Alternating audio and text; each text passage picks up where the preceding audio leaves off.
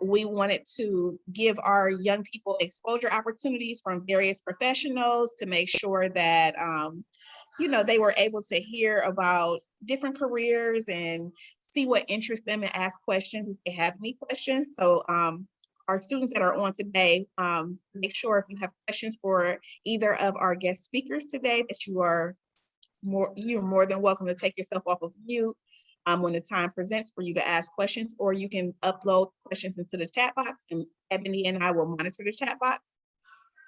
And so I'm Angela Flowers from Making a Difference Consulting, and we've been hosting this summer program since the beginning of June.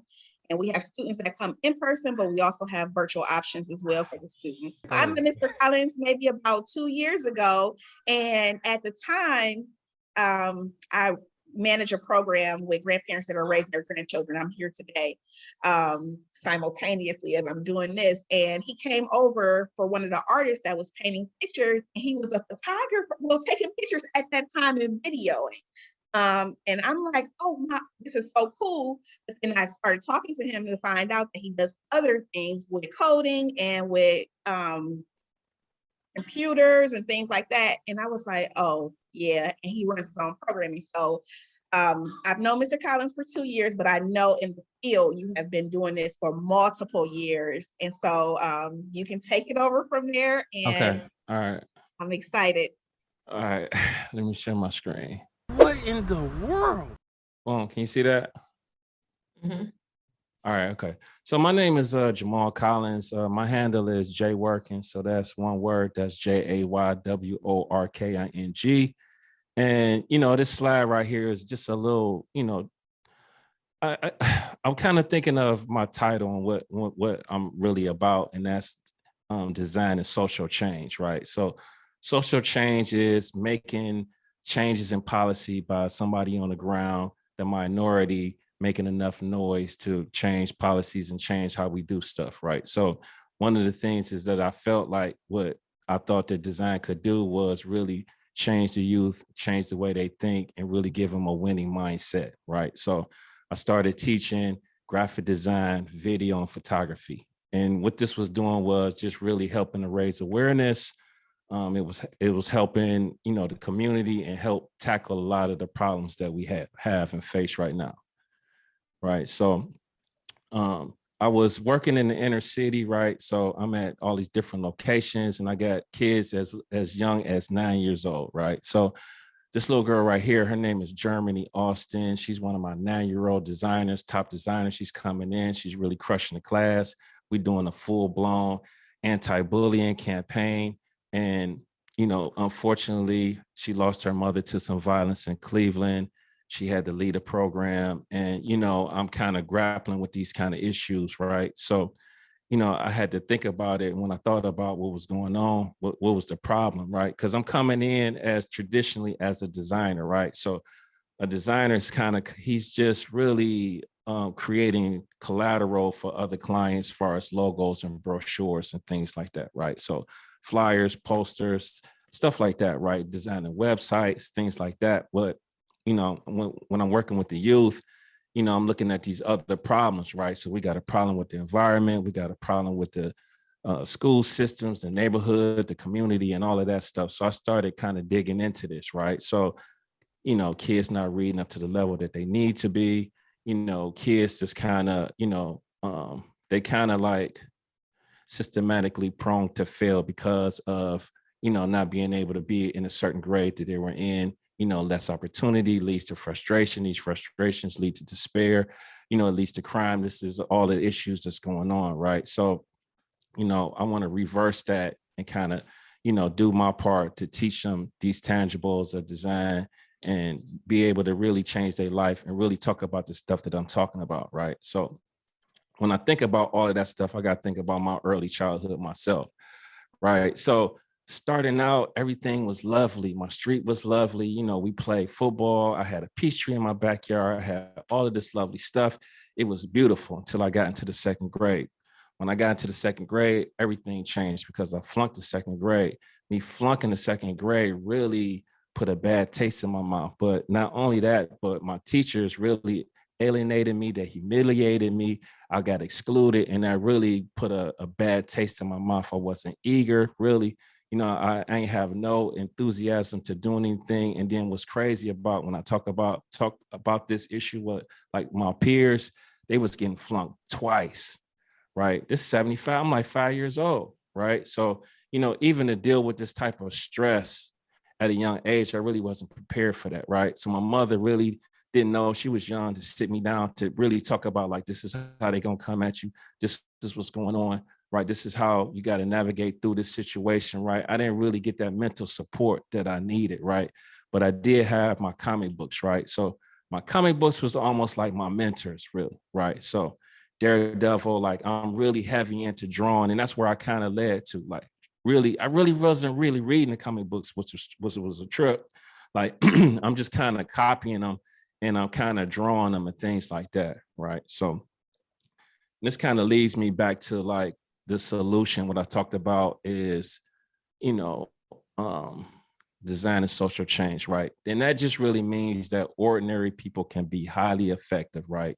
So me trying to find a way to support the schools, being a positive role model, and if you get the environment right, you get the behavior right, right? So my goal is really to use design and social change through mentorship, promoting entrepreneurship, and guiding the youth to become smart creators. And I'm going to talk about that in a second, right? So one of the things is, one of my challenges was in high school is that we didn't really have no role models, no teachers, and no counselors, but maybe we did, right? But because I was a knucklehead back then, because of my second grade and all of that stuff, they really wasn't, pointing me to no, I didn't really get no outreach in high school either, right? So I'm kind of getting into a little small crime, and it's funny, like it was the 80s. So Ronald Reagan was the president. This is the crack era. So, we ain't really have no role model. So the streets was our primary focus, right? So, and that's a trip because it's still the primary focus for a lot of youth right now, right?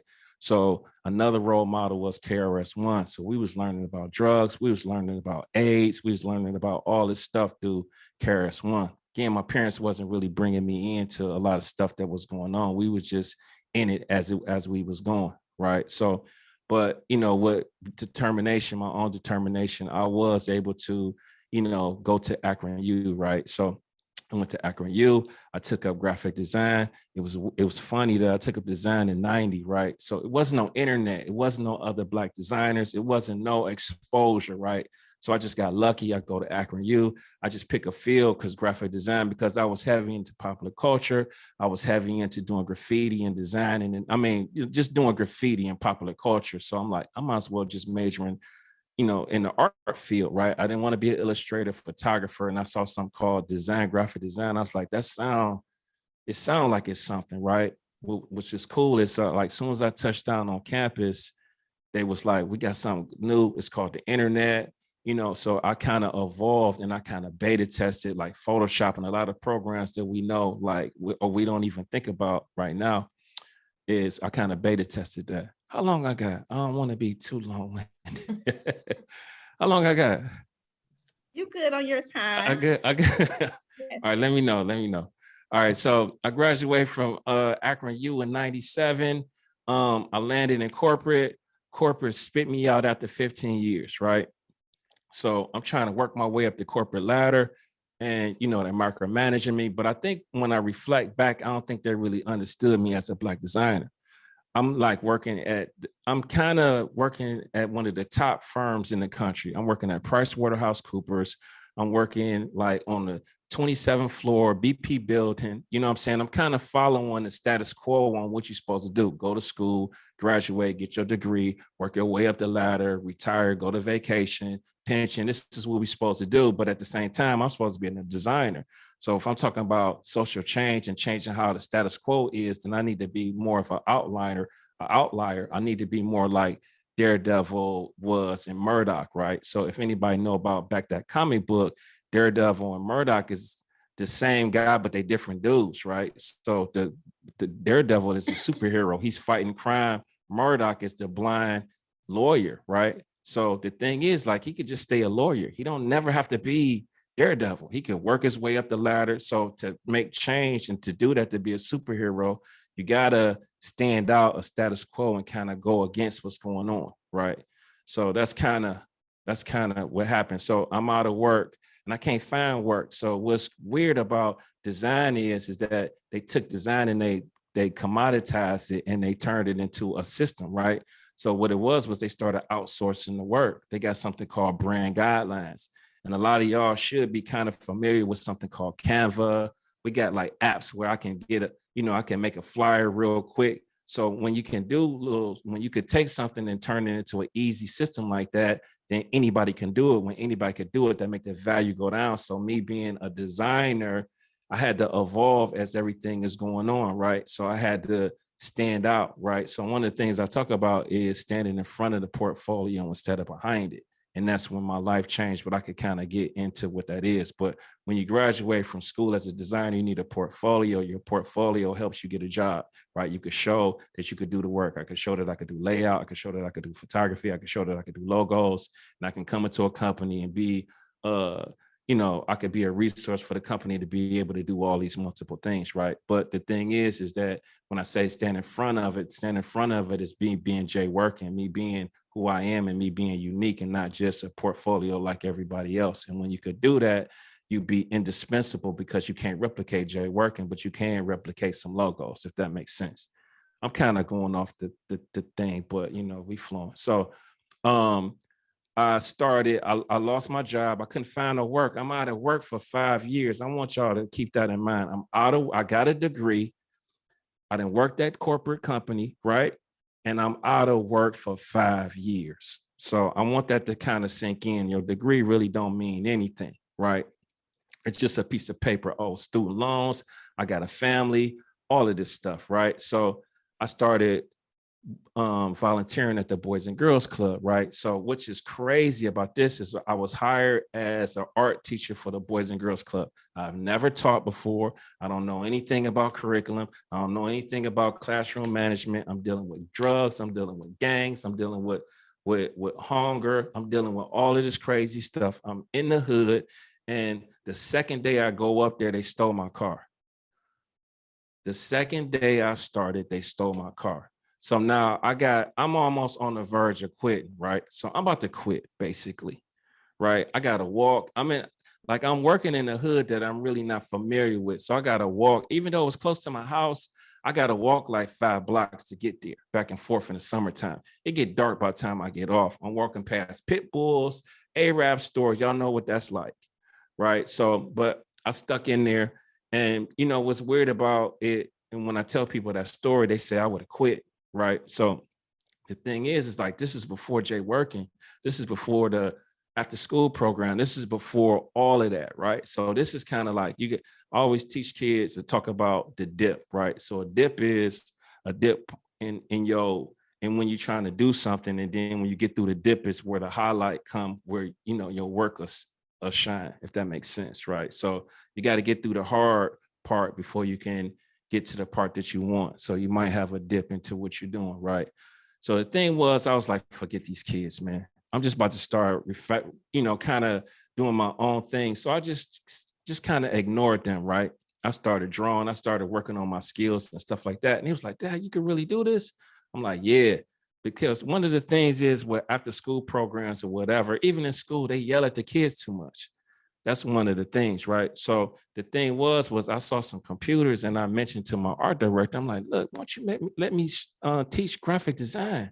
Like I could show them these computers and stuff, because before I'm just painting and drawing, just the same old stuff. I mean, how many times can you do Starry Night, right? So he was like, yeah, go ahead. I think they was kind of feeling sorry for me because my car was stolen and all of that stuff.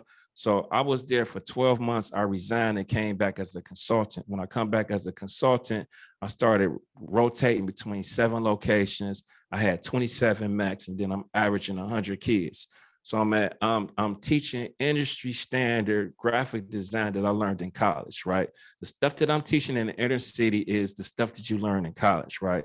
I didn't put it into almost like what do you call it because we kind of specialize. When you're a designer, you kind of specialize in like multiple classes. I kind of put it into I kind of framed it in small little chunks so you get a little bit of typography, a little bit of color, get into a little bit of layout, kind of getting into the software, how to use the software, stuff like that, right? So I was doing exposure weeks, and this is kind of a picture of me going doing exposure weeks. So I go into a classroom, I open up my computer, and I just tell them about graphic design and the stuff that they could do, right? We was doing showcases. I'm doing, just really getting heavy into illustrations, photography, and all of that stuff.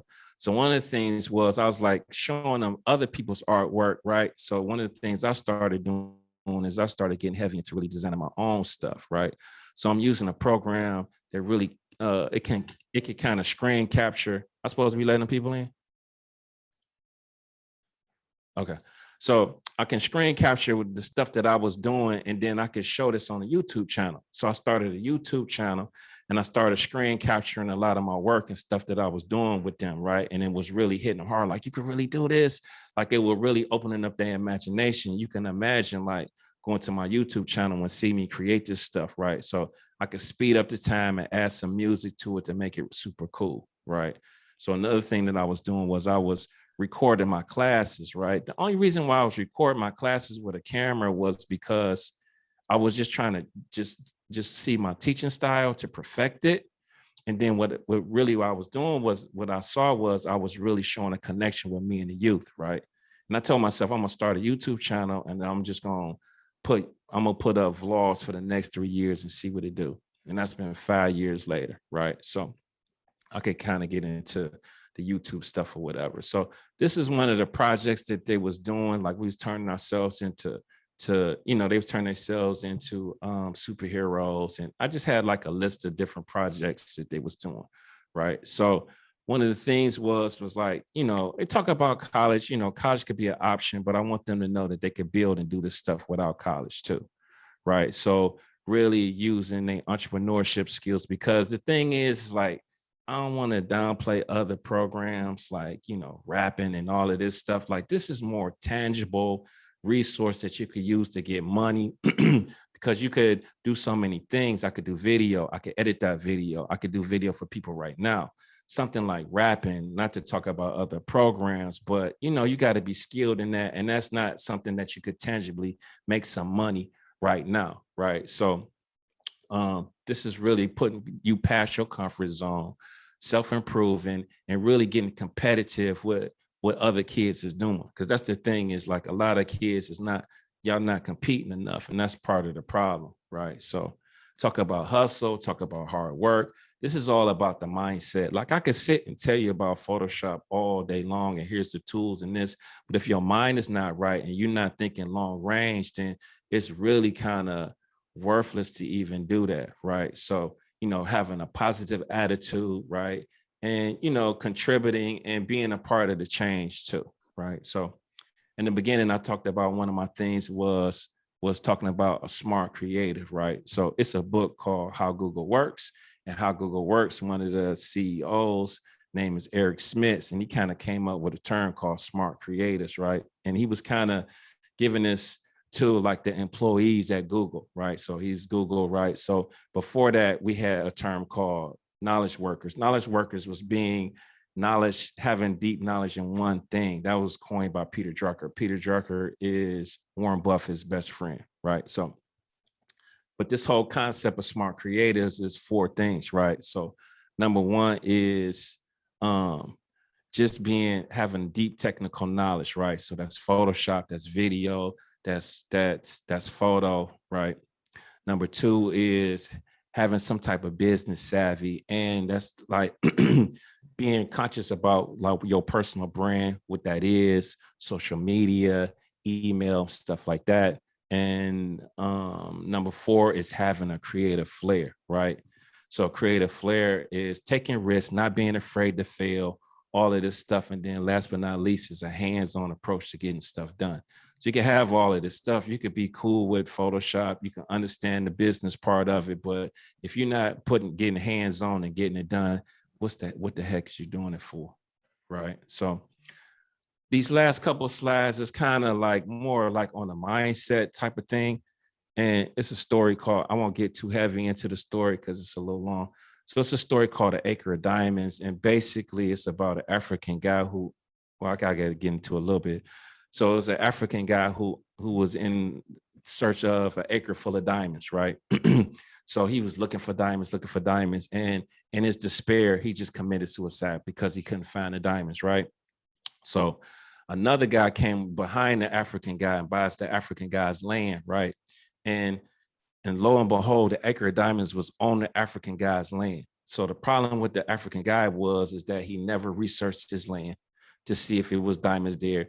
And he didn't even research it and to find out to see if, what diamonds look like in a raw state, right? So the whole concept, and why am I bringing this up, Mr. Collins, is because you got your phone, you got computers, you might have a guy like me come in, right? So you might be sleeping on this presentation, or you might just be walking past me. You could be possibly walking past an acre full of diamonds. You might be sitting on an acre full of diamonds, right? So it's like YouTube, right? I'm looking at YouTube. What am I looking at it for?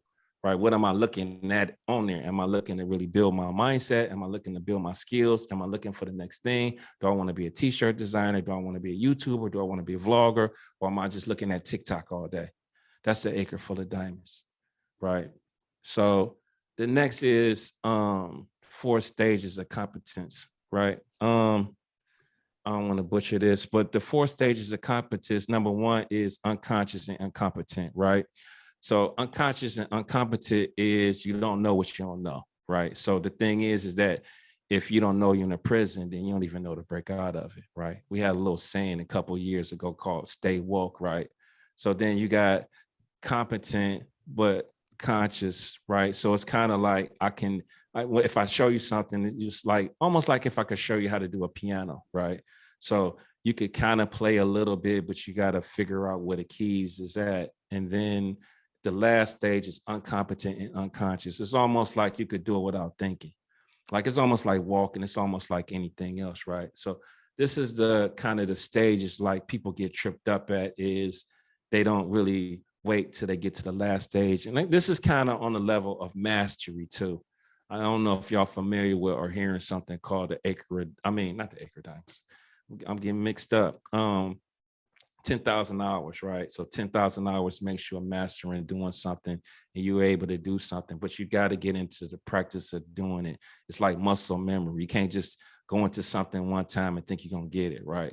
It's not like you listen to this presentation, you look at it again, you get pumped, all right, design, let me go. And then next month, you kind of falling into the wayside of what you've been doing, right? So, you got to stick with it and be present and persistent with that.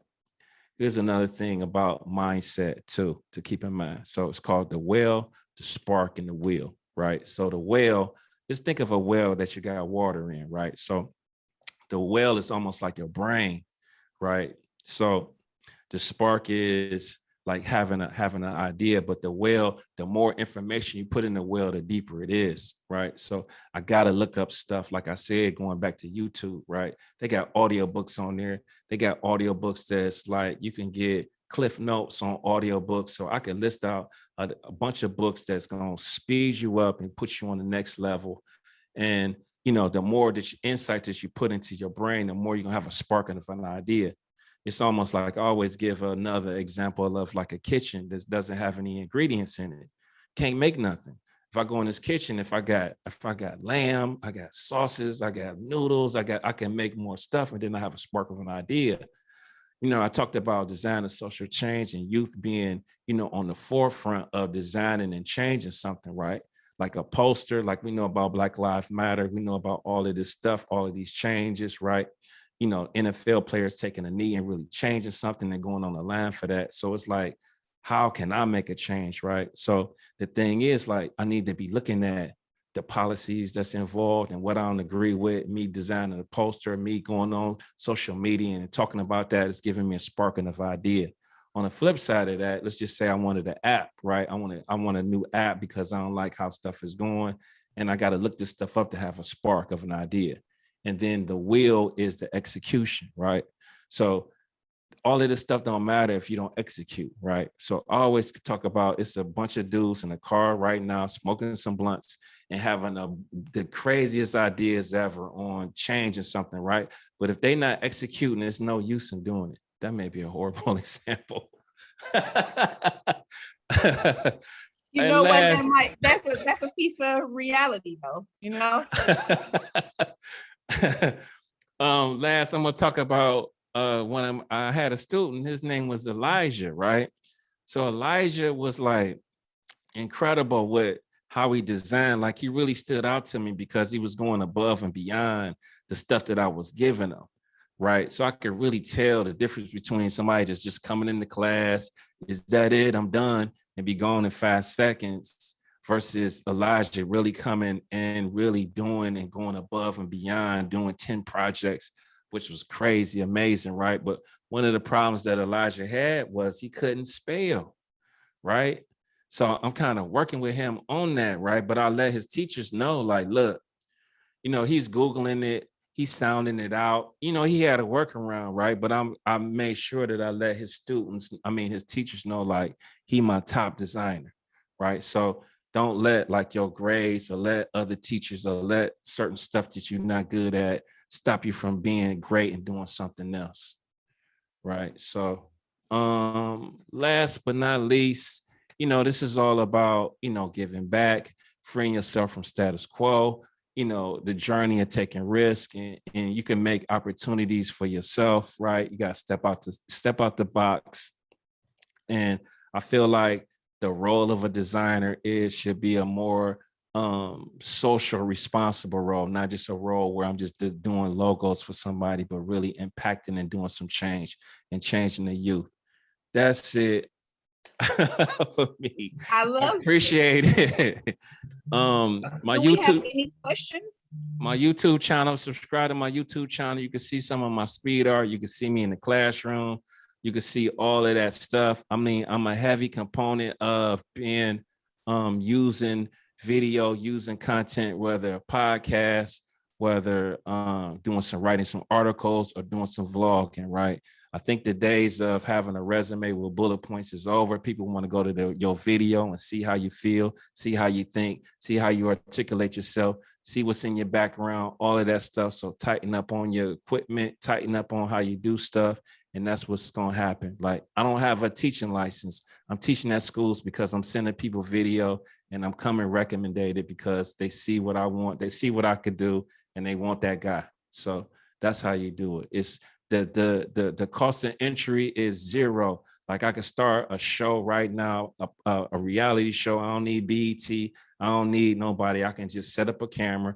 I can use my phone. We got iPhones with 4K. I can stack some books up and start shooting. No excuses. All right, that's it. That's it. I love it. So for students that are on the call or our adults, do you all have any questions for Mr. Collins? And you can How take many yourself years off mute. would it take to be in a university to be like a computer designer? Say it again. How long? What? Like how many years in like university for that exactly? It's gonna be It's gonna be a 4-year degree. The problem with it is that I would, if I could do it all again, I would probably like to hand pick my classes and just get the skills and not really worry about the degree, right? The degree gonna help you, right? But the degree, you gotta take English, you gotta take science, you gotta take math. I'm coming from Shaw in '89. My math was horrible, so it was holding me up. I almost didn't graduate, right? So I'm kind of not graduating at the top of my class, right? But 4 years degree, you got 2 portfolio reviews. You got one when you're a sophomore and one when you're a senior, right? So your portfolio is just the body of work that you can do to show, right? The thing is this, like you could get a job right now. One of the problems is that we just don't have the networking ability to know this, right? Because if you got a portfolio and I got a portfolio, who cares if I got it from the degree? I mean, from the school, if I got my own portfolio, right? We got a website, we got a social media called LinkedIn. On LinkedIn, I could search and find out. I could search anybody who work at Nike right now, right? I could see who's in the design department. I could see whoever, right? And if I show him millions of sketches of Nikes and concepts and can talk to him and reach out to him and say, look, I'm 15. I want to work at Nike. Here's my sketches. What do you want to see? What do you need to know? This is going to help you. I didn't have the opportunity. We just had to get a degree, and then we shooting a resume out to whom's it concerned, type of thing. Does that make sense? So it's like getting a cheat sheet, like so I can figure out who, is responsible for hiring at Nike and what you want to see. If they want to see a degree, then okay, I'll do that. But what would you want to see on their portfolio? So that's kind of, I'm here as a resource to really open up that conversation, honestly. Like I'm not here to leave y'all on your own. Like we could keep the dialogue going. Did I answer your question? Yes, you did answer my question.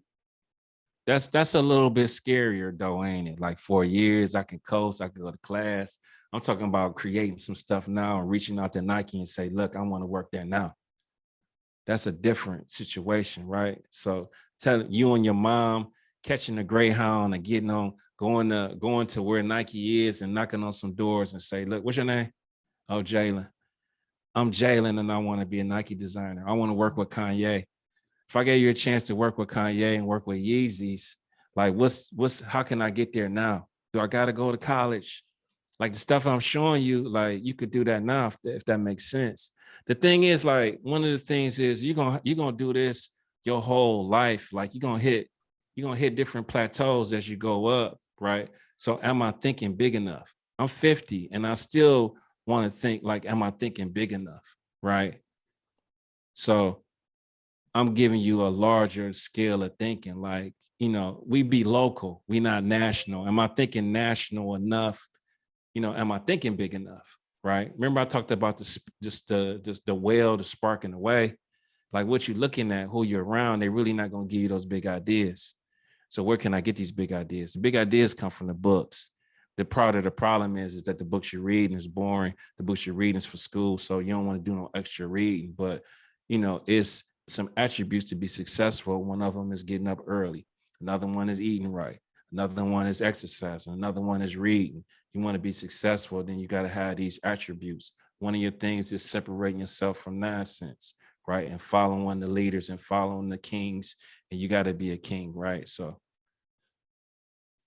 you could tell this is my area. I get pumped. Go ahead. Next. Any other questions? Sorry, I'm late. You late. okay. You fired.